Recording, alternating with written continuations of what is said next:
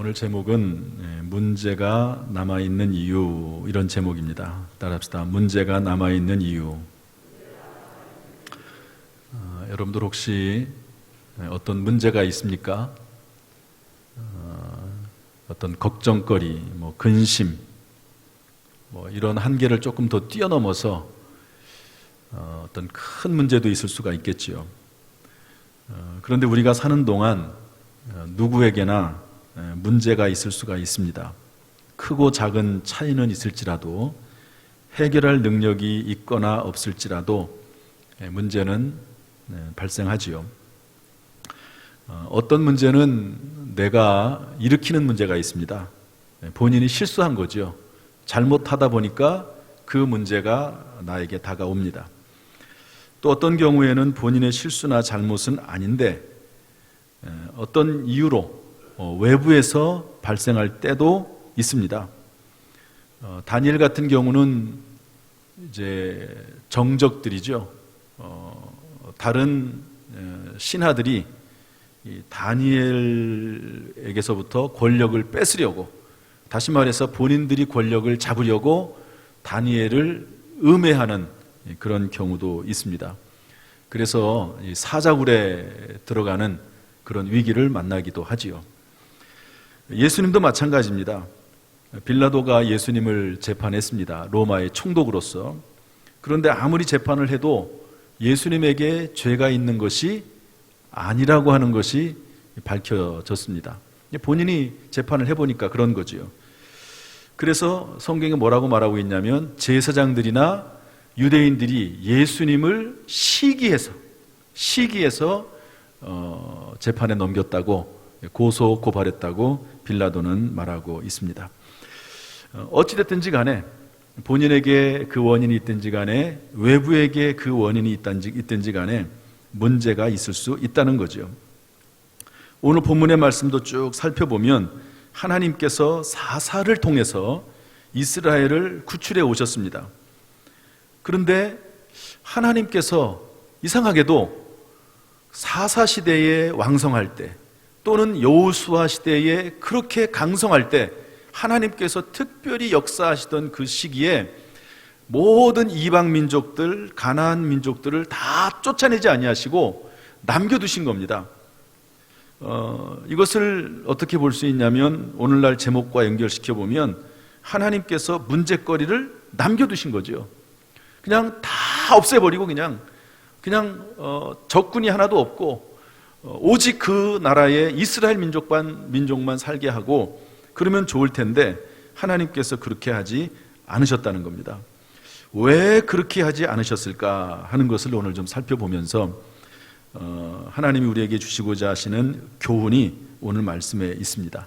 또 어떻게 우리가 대처해야 될지 찾아보는 시간을 삼으려고 합니다. 먼저 첫 번째로 우리 2장 22절 말씀 한번 읽어볼까요? 2장 22절 말씀 다 같이 시작. 이는 이스라엘이 그들의 조상들이 지킨 것 같이 나 여호와의 도를 지켜 행하나 아니하나 그들을 시험하려 함이라 하시니라. 아멘. 첫 번째 이유는 하나님께서 우리를 시험하기 위해서 이방인들을 쫓아내지 않았다. 다시 말해서 하나님께서 우리들을 시험하기 위해서, 하나님의 말씀을 잘 지키지 않나 시험하기 위해서 하나님께서 때때로 우리에게 문제를 남겨두신다 하는 것을 말씀해주고 있습니다. 하나님은 쫓아내실 능력이 충분하시지요. 그런데 그렇게 하지 않으시는 겁니다. 이것을 통해서 우리가 배울 수 있는 교훈은, 하나님은 우리 하나님의 백성들을 시험하시는 분이다 하는 것을 알려주고 있습니다. 하나님은 우리를 시험하세요. 이것이 우리가 마음에 들든지 마음에 안 들든지 간에 어쩔 수 없는 겁니다. 하나님께서는 그렇게 판단하셨어요. 하나님의 백성, 하나님의 자녀지만 시험거리가 때때로 오는 것이, 시험거리가 남아있는 것이 오히려 더 유익할 때가 있다. 문제가 있는 것이 오히려 더 좋을 수도 있다. 하나님은 그렇게 판단하셨습니다. 물론 시험은 마귀도 합니다. 하나님이 하시는 것은 테스트로 시험이라고 볼 수 있고, 마귀가 하는 것은 영어로 하면 temptation, 유혹하는 거고 미혹인데, 어떤 경우에는 똑같이 시험이라고 쓰기도 합니다. 여러분, 하나님이 우리를 시험하시는 목적은 복 주기 위해서 그렇습니다. 그러나 마귀는 멸망시키기 위해서, 마귀가 가룟 유다를 시험해서 유혹해가지고 결국에는 가룟 유다가 멸망당하지 않습니까? 하나님은 시험하실 때, 우리를 테스트하실 때 어떤 경우에 책망하시기도 합니다. 그러나 사탄 마귀는요, 하와에게 하듯이 달콤한 말로, 그리고 예수님이 40일 금식하시면서 예수님에게 찾아가셔서 배고프신 예수님에게 돌이 떡이 되게 해서 먹으라고 말하는 것처럼 달콤하게 다가오는 것을 볼 수가 있습니다. 따라서 여러분, 우리가 하나님이 나에게 주시는 테스트인지 사탄 마귀가 나를 유혹하는 것인지를 잘 분별해야 됩니다. 분별하기 위해서는 하나님의 말씀을 잘 듣고 배우고 깨달아야 되겠죠. 여러분, 이렇게 하나님께서는 하나님의 도를 지켜 행하나 아니하나 시험하기 위해서 우리에게 때때로 문제가 발생하도록 놔두신다는 사실을 여러분 깨닫고, 여러분 끊임없이 혹시 여러분에게 다가오는 시험들이 있다 할지라도 여러분 그것들을 능히 극복하면서 이겨낼 수 있기를 주님의 이름으로 축복합니다. 불평하거나 원망하는 것은 큰 의미가 없습니다.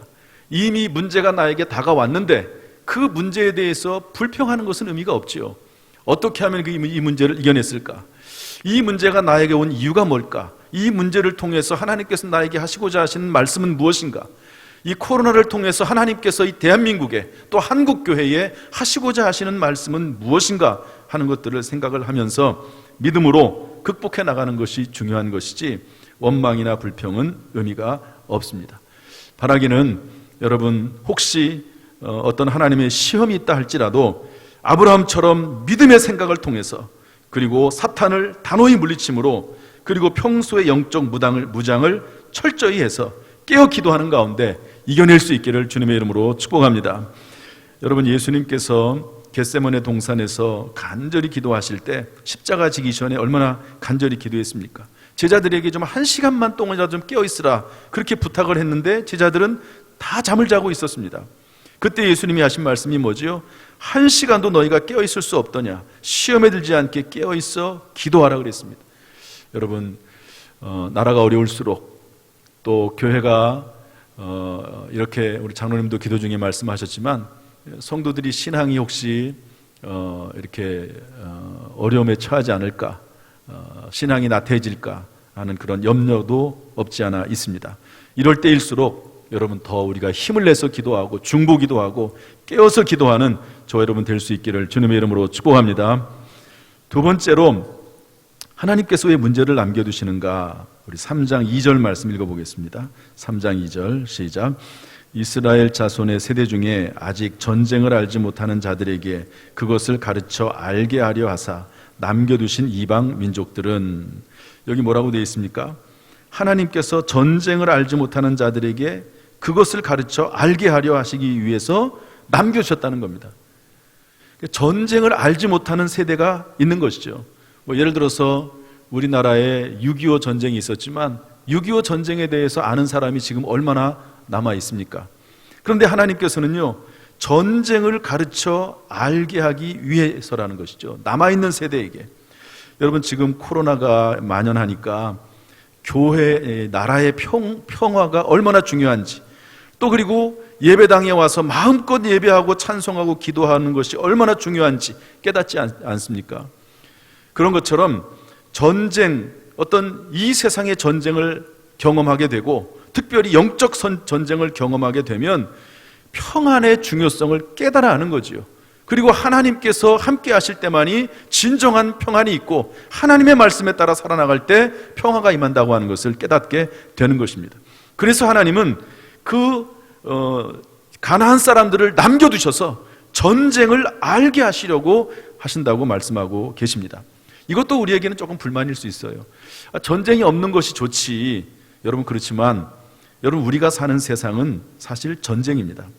지금 대한민국에서 일어나고 있는 선거를 위해서 준비하는 모든 과정을 보면 정치가 아니라 전쟁인 것 같아요. 경제도 마찬가지입니다. 경제가 아니라 죽고 죽이는 전쟁입니다. 또 그리고 무엇보다 우리는 눈에 보이지 않는 영적 전쟁이 있습니다. 사탄 마귀가 우는 사자처럼 우리를 삼키려고 지금도 우리에게 다가오고 있는 것이지요. 그래서 우리가 현재 전쟁을 치르고 있다, 전쟁 중에 있다고 하는 것을 깨닫는 것은 중요합니다. 또한 우리가 영적 전쟁을 치르고 있음도 깨달아야 될 것입니다. 어떤 분이 이런 말씀을 하시더라고요. 우리가 탄 배는 유람선이 아니라 전투함이다. 그냥 여기저기 놀러 다니는 유람선이 아니고 전투 중에 있다는 것이죠. 물론 전투함에 탔다고 해서 항상 전투하는 것 아니고 평생 전투하는 것은 아닙니다. 그렇지만 우리의 본질을 이해하는 거죠. 우리가 사는 이 세상은 주님의 나라가 임할 때까지, 우리가 하나님 나라에 들어갈 때까지는 이 세상에는 문제도 있고 어려움도 있고 그런 일들이 발생할 수 있다는 것을 깨달아야 되는 것이지요. 여러분, 오늘 이 말씀이 우리에게 조금 부담으로 다가올 수 있을지 모릅니다. 그러나 여러분, 이 말씀을 믿음으로 받아들여서 문제가 있을 수는 있지만 그것을 통해서 하나님께서 하시고자 하시는 말씀이 있음을 깨닫고 여러분 오히려 지혜롭게 극복할 수 있기를 주님의 이름으로 축복합니다. 그런데 감사한 것은 뭐냐면 이 말씀이 우리에게 참 감사가 되는 겁니다. 고린도전서 10장 13절 말씀 한번 다 같이 읽어보겠습니다. 시작. 사람이 감당할 시험 밖에는 너희가 당한 것이 없나니 오직 하나님은 미쁘사 너희가 감당하지 못할 시험 당함을 허락하지 아니하시고 시험 당할 즈음에 또한 피할 길을 내사 너희로 능히 감당하게 하시느니라. 아멘. 때때로 우리 가운데 시험이 됐든 전쟁이 됐든 어떤 문제가 됐든지 간에 하나님께서는 시험 당할 즈음에 피할 길을 내신다고 했습니다. 그리고 우리로 하여금 능히 감당하게 하시는 것이죠. 여러분, 이 사실을 깨닫고 여러분 문제나 전쟁이나 시험보다도 훨씬 더 크신 능히 감당하게 하신 하나님을 의지하는 가운데 승리하시기를 주님의 이름으로 축복합니다. 제가 이 설교를 준비하면서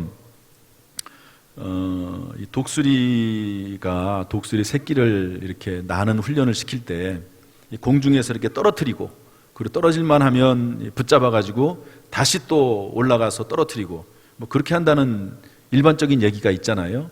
그래서 제가 뭐 그런 실제 동영상이 있나 찾아봤더니 찾아보기가 어렵더라고요. 그런데 쭉 이제 찾아보는 가운데 흙기러기가 똑같은 건 아니지만 새끼를 이제 겨울철에 먹이가 없는데 그 새끼를 데리고 이동하기 위해서 아주 높은 낭떠러지에, 처음에는 그 낭떠러지에 새끼를 낳은 것은 새끼를 보호하기 위해서 낳는데 나중에는 이제 겨울철이 돼서 먹이를 찾아서 나가야 되는데 그 새끼들을 데리고 가기는 어려운 거지요. 5마리의 새끼들을 전부 데려가기가. 그래가지고 이제 낭떠러지에서 그 새끼들이 떨어지도록 하는 그런 내용이 나옵니다. 새끼들에게는 엄청난 문제죠. 위기죠. 어려움이죠. 그런데 부모가 그것을 다 지켜봅니다. 떨어지는 것을. 그런 동영상이 하나가 있더라고요. 마치 하나님께서 우리에게 때때로 어떤 어려움을 주시지만 그러나 지켜보고 계시고 또 그리고 능히 감당할 만하니까 그런 일을 주시는 것으로 저는 이해를 했습니다. 한번 그 동영상을 보면서 하나님의 마음도 한번 읽어봤으면 좋겠다는 생각이 있습니다. 보여주시죠. One last check. 영어로 되어 있지만 내용을 이해하는 것은 지적으로 있습니다.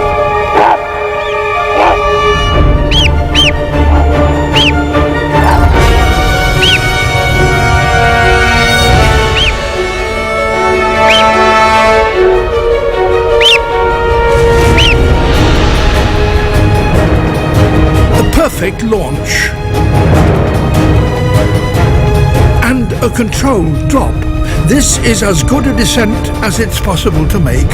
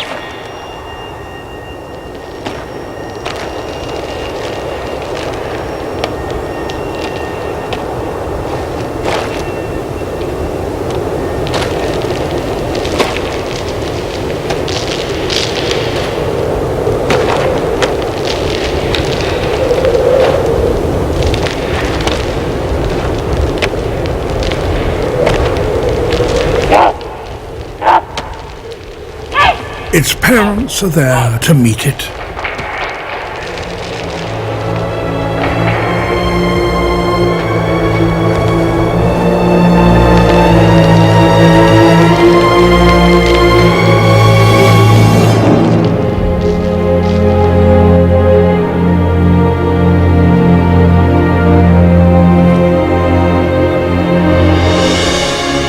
A little dazed, perhaps, but all in one piece.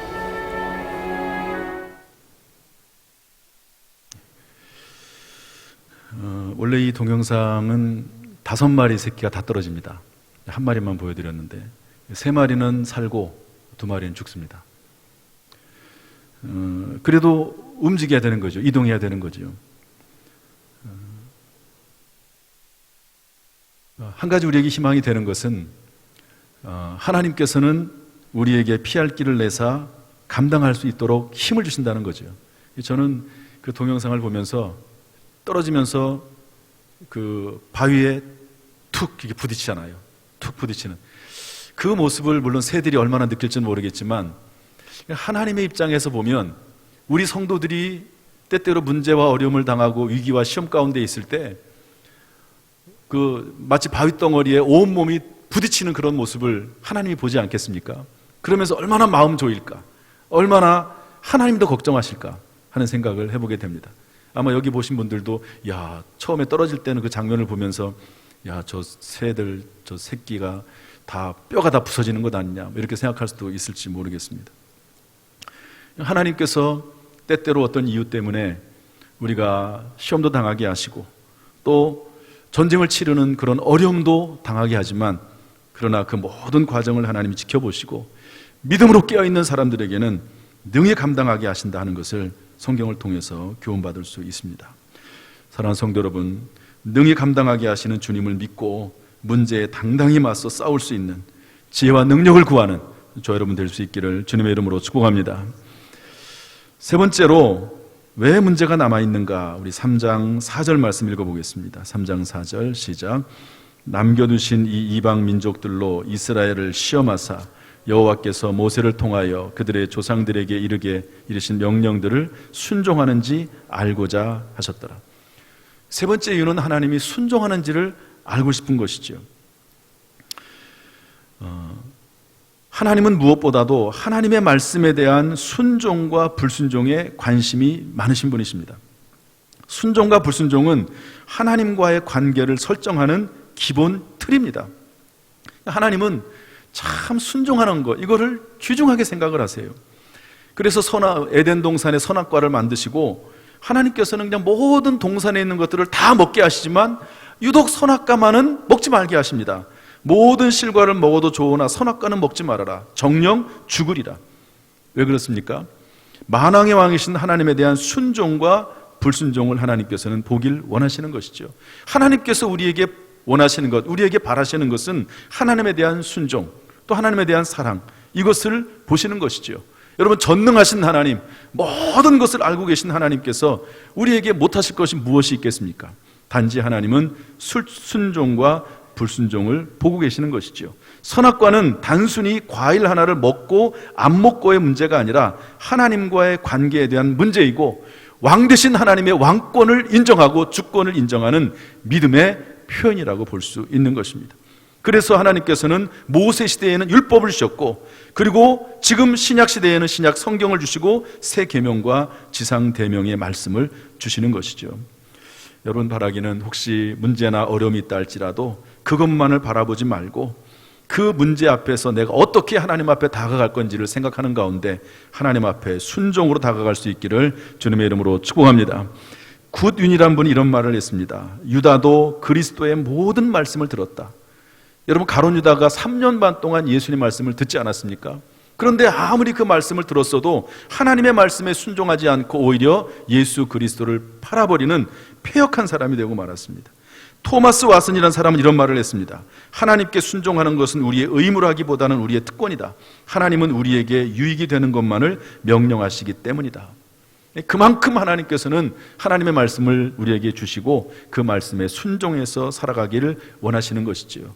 그래서 어떤 문제가 있다 할지라도 그 문제를 순종하는 자세로 나갈 때 오히려 그 문제는 하나님 안에서 더 큰 축복이 될 줄로 믿습니다. 지난 화요일 날 밤에 저는 요즘 이제 지하실에서 기도합니다. 본당에서 기도하는 분들이 좀 계셔서 그래서 기도하고 화요일 날 올라오는데 이 방 저 방에서 기도하는 소리가 들리더라고요. 이쪽 방에 제가 쭉 봤더니 어떤 장로님이 기도하시고 또 저쪽 방에 갔더니 어떤 또 장로님이 기도하시고 또 토요일 날도 장로님 부부가 오셔서 기도하는데 만났고 또 평일 날도 제가 계속 이렇게 보면은요 오셔서 기도하는 분들이 계세요. 물론 교회의 권고에 따라서 기도하긴 하지만 하나님께서 그 마음에 감동을 주셔서 나오는 것 아닙니까? 순종하는 마음으로 나오든 억지로 나오든 책임감에서 나오든 사명감에서 나오든 하나님 앞에 나와서 기도하는 것은 하나님의 기도하라는 거룩한 말씀에 순종하는 것은 얼마나 귀중한 일인지 모릅니다. 어제 어떤 분이 교회 마당에 보면은 소나무 작은 소나무들이 있잖아요. 그 소나무들을 가지치기를 다 하고 계시더라고요. 이 숫자가 꽤 많습니다. 1톤 트럭을 하나 가져오셔가지고 거기다가 이제 가지치기를 하면서 그 나뭇가지들을 싣고 가져가시는 그런 일들을 하시더라고요. 누가 시켜서 하는 게 아닙니다. 성령께서 마음에 감동하시는 대로 어떤 꾸중으로 하나님께서 마음속에 감동을 하시든 아니면 하나님께서 자원하는 마음으로 어떤 선한 일을 하게 하시든지 간에 여러분 하나님께서는 하나님의 말씀, 하나님의 명령을 순종하는지 보고 계신다. 또 그것을 기뻐하신다는 것을 알 수가 있습니다. 여러분 하나님의 말씀에 순종해서 살아가면 우리가 사는 날 동안 하나님의 평안이 임하게 될 줄로 믿습니다. 우리 사사기 8장 28절 말씀 한번 다 같이 읽어보겠습니다. 시작. 미디안이 이스라엘 자손 앞에 복종하여 다시는 그 머리를 들지 못하였으므로 기드온이 사는 40년 동안 그 땅이 평온하였더라. 여러분 기드온이 살 동안은요 40년 동안 평온했습니다. 다른 부분에 보면 사사 에웃의 때에는 80년 동안 평안했습니다. 여호수아 시대와 함께했던 여호수아 시대, 그리고 그분과 함께했던 여호수아는 이제 돌아가시고 또 장로님들이 남아있지 않겠습니까? 각 지파의 대표들이 그때까지도 그 땅이 평안했다고 하는 것이죠. 저는 이 말씀을 보면서 이런 생각이 들어요. 우리 각자를 생각하면서 내가 믿음 안에서 살아서 믿음 안에서 승리하는 가운데 내가 사는 날 동안 우리 가정이, 우리 집안이 평온하였더라. 이렇게 이 말씀을 해석할 수도 있습니다. 또 그리고 목사님이 사는 동안, 제가 사는 동안 저에게 하는 말입니다. 그리고 저와 함께 했던 장로님들이 사는 날 동안 우리 교회가 평안하였더라. 얼마나 참 좋습니까?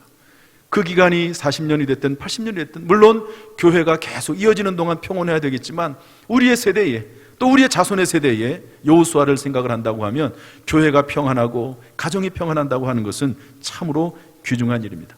그런데 그것이 언제 이루어집니까? 문제가 있을지라도 그 문제를 믿음으로 극복하고 이겨내고 승리할 때 비로소 우리에게 평안이 주어지게 된다고 할 수가 있습니다. 여러분 어떤 문제 때문에 두려워하지 말고 문제를 이길 수 있는 오히려 그것이 우리에게 복이 되는 역사가 있기를 주님의 이름으로 축복합니다. 말씀을 정리하겠습니다. 우리 신명기 8장 16절 말씀 읽어보겠습니다. 다 같이 시작. 내 조상들도 알지 못하던 만나를 광야에서 내게 먹이셨나니 이는 다 너를 낮추시며 너를 시험하사 마침내 내게 복을 주려 하심이었느니라. 아멘. 이 모든 것들의 이유가 뭐냐? 왜 하나님이 나를 이렇게 낮추시고 그렇게 하시는가? 왜 나를 시험하시는가? 때때로 전쟁을 겪게 하시는가? 마침내 복을 주려 하심이었다. 따라합시다. 마침내 복을 주려 하심이었느니라. 할렐루야. 여러분 하나님께서는 우리에게 마침내 복을 주길 원하신 분이 하나님이신 줄로 믿습니다. 하나님 안에서, 예수 그리스도 안에서, 말씀 안에서, 교회 안에서 하나님께서는 마침내 복을 주길 원하시는 분이 하나님이신 줄로 믿습니다. 따라서 여러분 어떤 문제를 만난다 할지라도 믿음 안에서 반드시 승리하고 오히려 문제를 축복의 기회로 삼는 저 여러분 될 수 있기를 주님의 이름으로 축복합니다. 우리의 시대에 우리 교회가 평안하고 여러분의 가정이 평안하기를 주님의 이름으로 축복합니다.